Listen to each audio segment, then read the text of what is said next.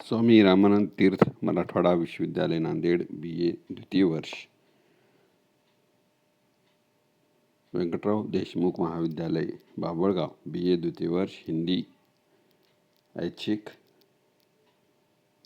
आधुनिक तथा मध्ययुगीन काव्य के अंतर्गत जो हमने इससे पहले तुलसीदास को देखा है, तुलसीदास में शबरी प्रसंग और कुछ तुलसीदास के जो पद है, ये पद हमने देखे हैं। उपरांत जो अभी उस संदर्भ में जो नवभक्ति का उल्लेख आया था, उस नवभक्ति के संदर्भ में हम थोड़ी सी जानकारी यहाँ प्राप्त करेंगे। प्रभु रामचंद्र शबरी की कुटिया में जाकर जो नवभक्ति का संदेश देते हैं, यह नवभक्ति क्या है, इसका हम संक्षिप्त परिचय यहाँ पर करने का प्रयास कर रहे हैं। शबरी की जो भक्ति है, शबरी की भक्ति नवदा भक्ति मानी जाती है। नव भक्ति में उसको श्री रामचंद्र स्वीकार करते हैं। जो राम को जो उनकी भक्ति अपेक्षित है, उसके लिए शबरी पूरी उनके विश्वास को पात्र हो चुकी है और यह उनको एक प्रकार से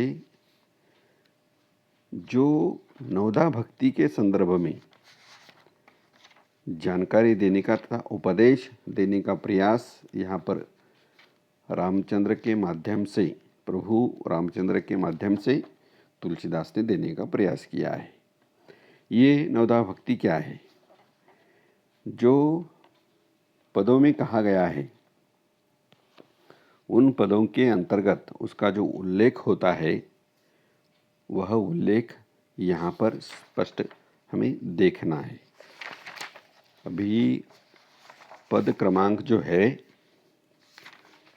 वह पद क्रमांक होगा 5। 5 में उन्होंने कहा है कि नवदा भक्ति कहूँ तो ही पाही, सावधान सुनु धरो मन माही, प्रथम भक्ति संतन कर संगा।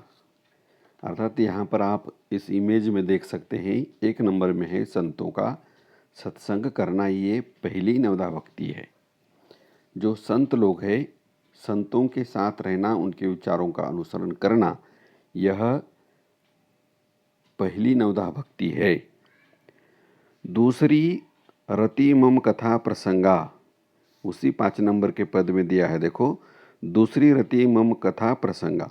दूसरी जो भक्ति है, कथा प्रसंग में, राम के कथा प्रसंग में प्रेम दिखाना, प्रेम पूर्वक उसका पठन करना, ये दूसरी भक्ति है।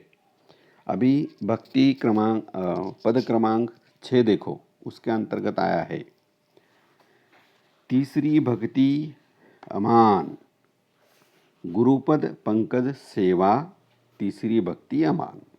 तीसरी भक्ति कौन सी है? अमान, अभिमान रहित गुरु की सेवा करना, अभिमान रहित गुरु के चरणों को स्पर्श करना, अभिमान रहित गुरु के चरणों पर अपना सिर नवाना, यह तीसरी भक्ति है। नंबर 4 देखिए। अभी चौथी भक्ति मम गुणगण, गुणगान करई कपट जाति गान।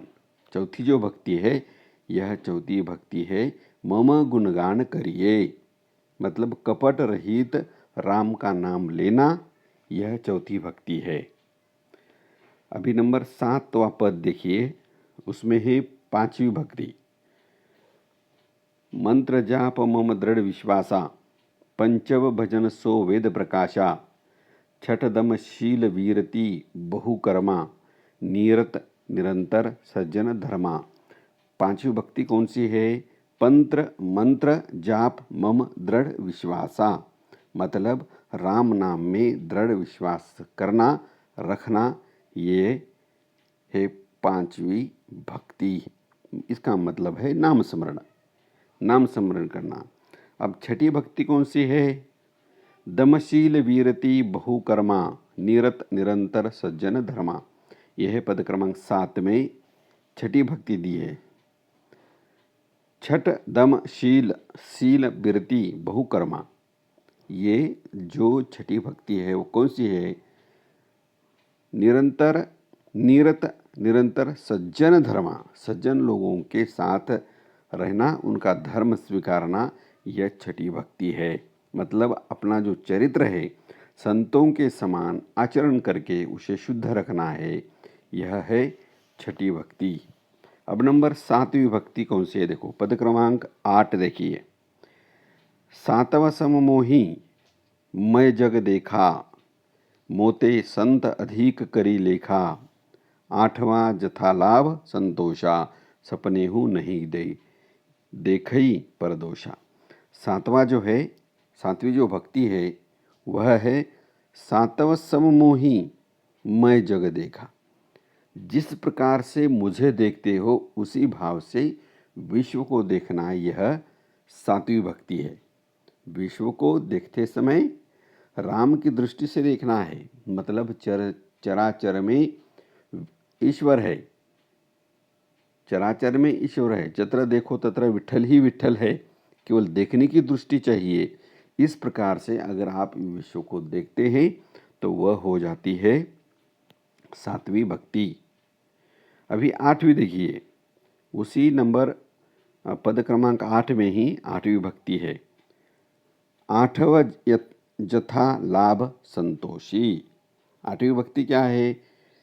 जथा लाभ जितना हमें लाभ हुआ है संतोषी, उसी में संतोष रहना है।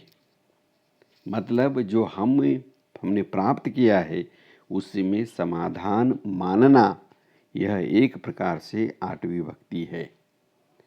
अधिक जो लालच मन में पैदा होता है, जितना लालच पैदा होता है उतना दुख भी पैदा होता है, ये यहाँ पर स्पष्ट है।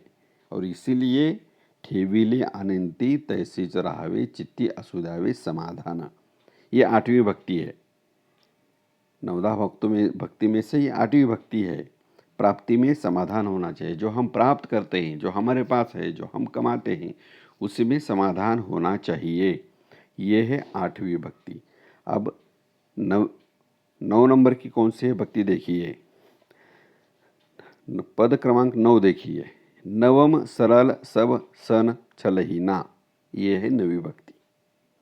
क्या कहती है? सरल सब सन छलहीना।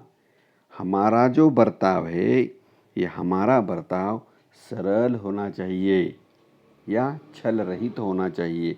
जब हम किसी के साथ बर्ताव करते हैं, किसी से बात करते हैं, किसी से हम व्यवहार करते हैं, तो उसमें किसी प्रकार का कपट नहीं होना चाहिए। ये है नंबर 9। मतलब इस प्रकार से ये 9 भक्ति के जो 9 प्रकार है उसको नवदा भक्ति कहा जाता है। और ये नवदा भक्ति का विश्लेषण इस प्रकार से अपनी कविता में, अपनी तुलसीदास के पदों में यहाँ पर मिलता है। ये आप समझ गए होंगे। इसको दोबारा सुनिए और फिर से वह किताब को आप देख सकते हैं। अभी जो हम फिर मिलेंगे अगले वीडियो में, जिसमें हम सूरदास को अभी देखना है। तब तक के लिए नमस्ते, हैप्पी न्यू ईयर।